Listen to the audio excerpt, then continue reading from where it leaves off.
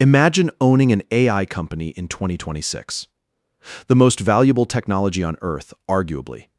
Customers paying more every single month. A valuation that seems to double every few months, sometimes every few weeks. Investors fighting each other for the chance to write you a check. It sounds like the best business anyone has ever built. So why do the two most valuable AI startups on the planet lose more money the more successful they get? Why did a cloud computing company almost nobody had heard of 3 years ago become the linchpin of a trillion-dollar web of deals between the largest technology companies in the world? And why are some of the smartest investors on Wall Street starting to ask a question that hasn't been asked seriously since the year 2000? Is any of this actual revenue, or is it just money moving in? A circle and being counted twice? Owning an AI company right now is not what it looks like on the outside. It isn't a software business with the eye-popping margins Silicon Valley has trained investors to expect. It's something stranger, a capital-intensive, infrastructure-hungry business wearing the branding of a software company, where growth and losses increase together, where your biggest customers are. Frequently also your investors and your suppliers, and where the entire industry is making a collective bet worth more than $1 trillion on demand that, by the industry's own admission, hasn't fully arrived yet. This is the story of what it actually costs to own a piece of the AI boom, who's really taking the risk, and why some of the same warning signs that preceded the dot-com collapse are showing up again, dressed in a completely different outfit. The obvious assumption is that an AI company should behave like any other software business. Build the product once, sell it to millions of customers, and watch the profit margin expand as you scale, since serving the millionth customer costs almost nothing more than serving the first. That assumption is exactly backward, and understanding why requires looking at a single sentence buried in OpenAI's own financial disclosures.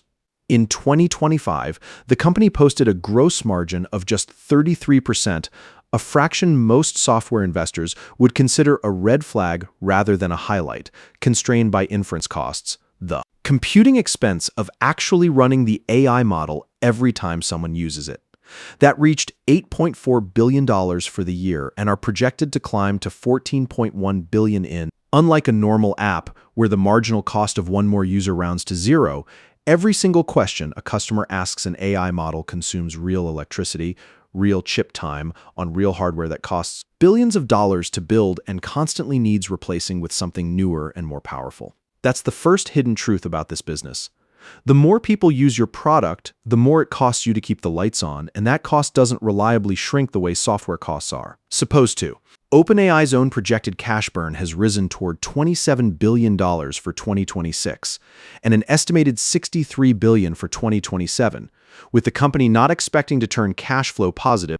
In January 2025, CEO Sam Altman publicly admitted the company was losing money on its $200 a month ChatGPT Pro subscription, explaining simply that people were using it more heavily than expected. If your premium, highest-priced product loses money precisely because customers love it enough to use it constantly, you don't have a normal software business. You have something closer to a subsidized utility, hoping the economics catch up before the money runs out. This is where most people misunderstand the business entirely. They assume the product being sold is intelligence. What's actually being sold underneath the chat interface is computing capacity. Unlike code, has to be physically built, physically powered, and physically replaced every few years as the technology moves forward. That single fact explains the strangest part of the entire AI economy. How much of the money isn't really about AI models at all? It's about power plants, data centers, semiconductors, and increasingly, people. Before a single chip gets purchased, AI labs are already competing over a talent pool small enough that compensation has become its own kind of arms race. Senior AI researchers at the top labs reportedly command total compensation packages worth anywhere from $1 to $5 million a year, and companies aggressively poached entire research teams. From rivals throughout 2024 and 2025, OpenAI, Anthropic, and Google's DeepMind all raided each other's staff repeatedly on the theory that a handful of the right researchers can shave months off a model's development timeline, which in a market moving this fast can be worth far more than the salary itself. Hiring even a few hundred of these researchers can mean $1 billion a year in payroll alone before a single GPU gets switched on. That single fact, taken together with the hardware costs, explains the strangest part of the entire AI economy.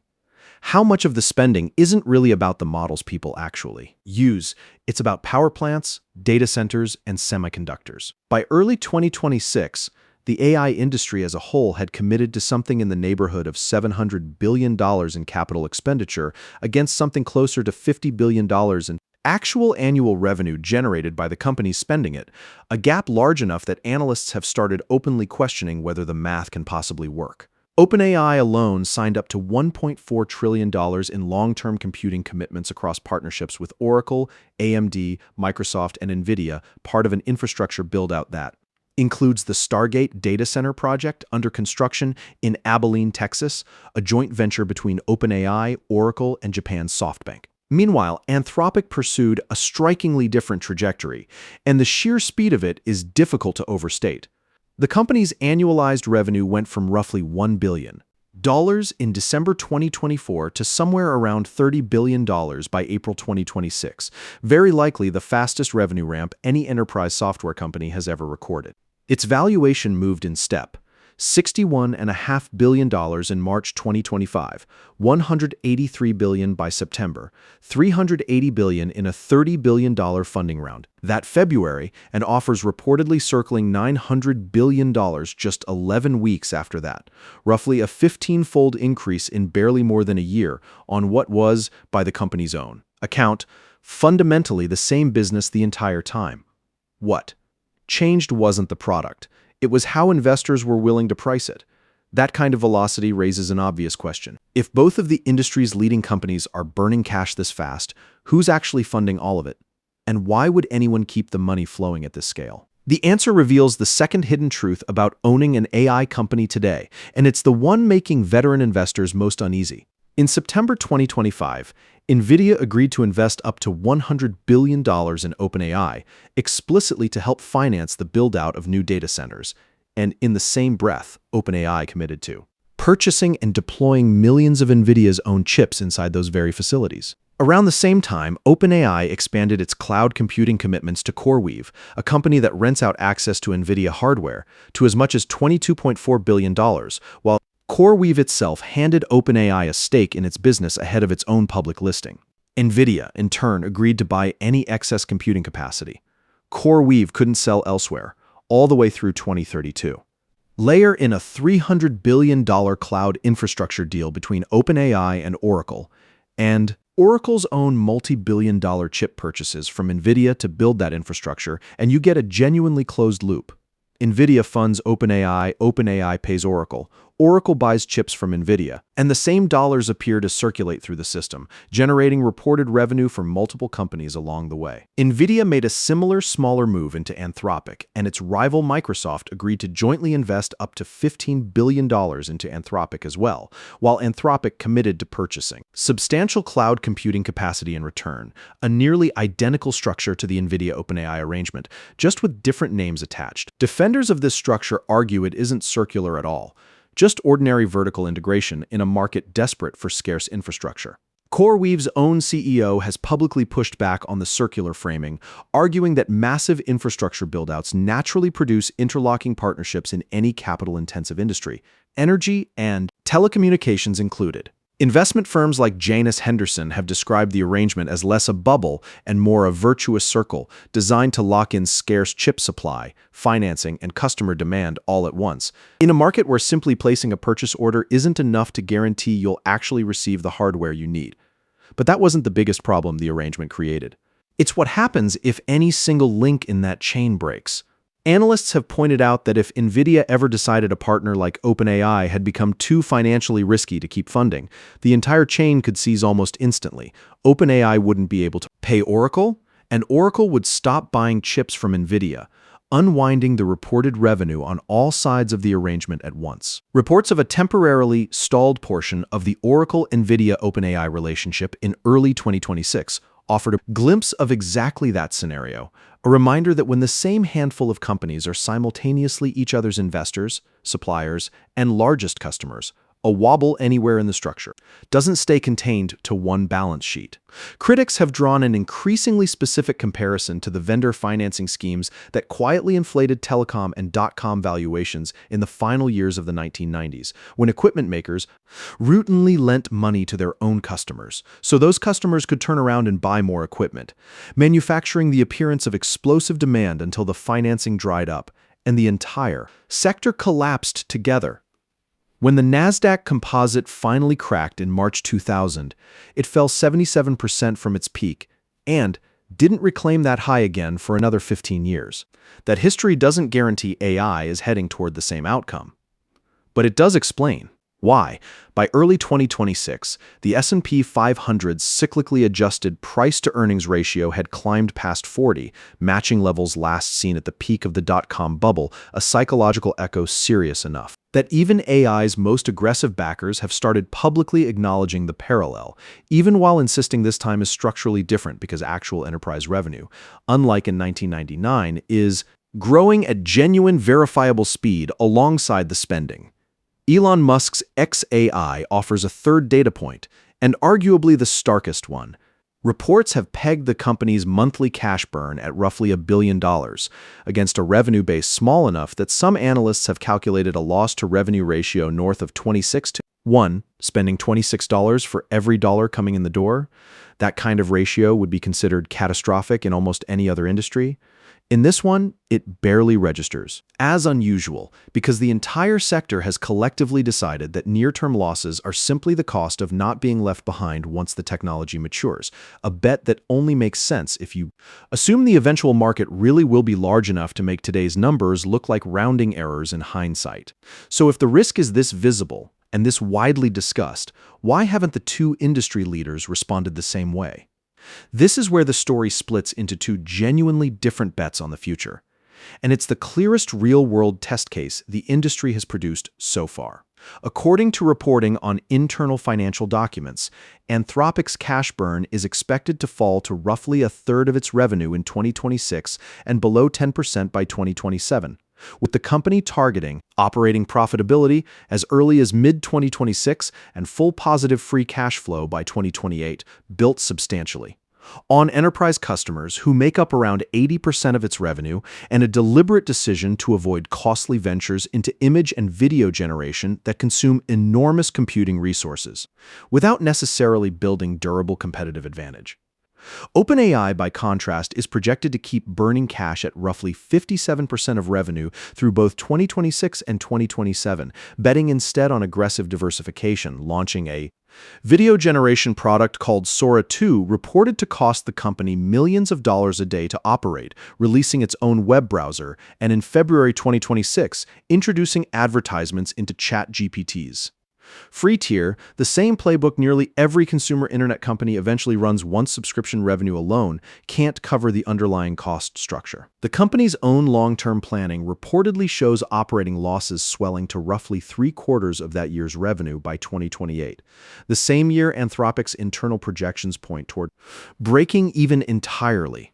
Two companies, built on strikingly similar underlying technology, chasing the same customers, have arrived at almost opposite financial philosophies, one betting that disciplined, enterprise-focused growth reaches profitability first, the other betting that overwhelming scale and product breadth matter more than near-term losses, on the theory that whoever ends up as the default AI platform for the most industries wins a prize large enough to justify years of red ink along the way.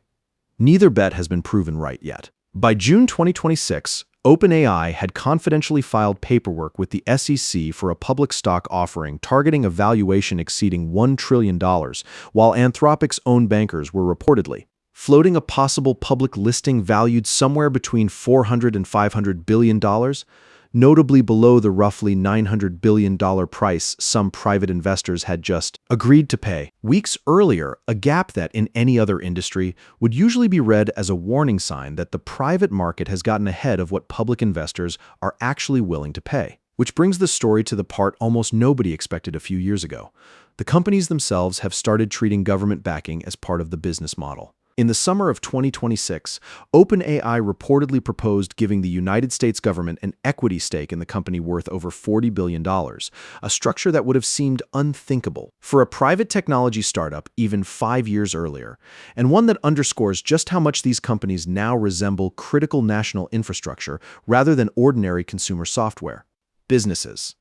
That's the final, uncomfortable insight sitting underneath this entire story.